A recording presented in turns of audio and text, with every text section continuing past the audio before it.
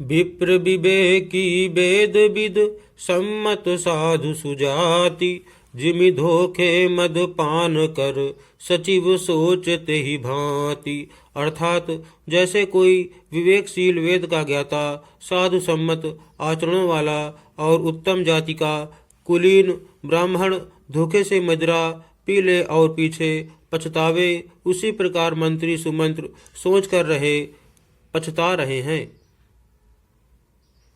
जिमि कुलीन तिय साधु सयानी, पति देवता करम मन बानी।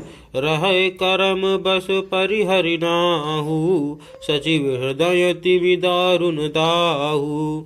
अर्थात जैसे किसी उत्तम कुल वाली साधु स्वभाव की समझदार और मन वचन कर्म से पति को ही देवता मानने वाली पतिव्रता स्त्री को भाग्यवश पति को छोड़कर पति से अलग रहना पड़े, उस समय उसके हृदय में जैसे भयानक संताप होता है, वैसे ही मंत्री के हृदय में हो रहा है। लोचन सजल डीठी भई थोरी, सुनई न श्रवण बिकल मति भोरी।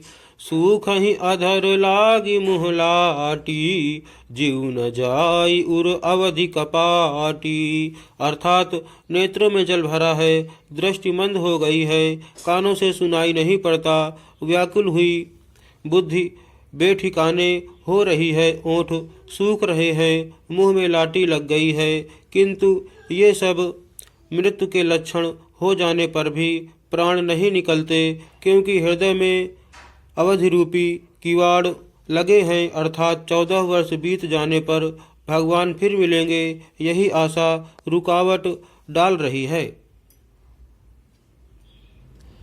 विवरण भयउ न जाई निहारी, मारिसि मनहु पिता महतारी। हानि ग्लानि विपुल मन व्यापी, जमपुर पंथ सोच जिमि पापी। अर्थात सुमंत्र जी के मुख का रंग बदल गया है, जो देखा नहीं जाता, ऐसा मालूम होता है मानो इन्होंने माता पिता को मार डाला हो। उनके मन में राम योग रूपी हानि की महान ग्लानि पीड़ा छा रही है, जैसे कोई पापी मनुष्य नरक को जाता हुआ रास्ते में सोच कर रहा हो। बचनु न आव हृदय पछिताई, अवध काहु मैं देखब जाई। राम रहित रथ देखी जोई, सकुचि मोहि बिलोकत सोई। अर्थात मुँह से वचन नहीं निकलते, हृदय में पछताते हैं कि मैं अयोध्या में जाकर क्या देखूंगा।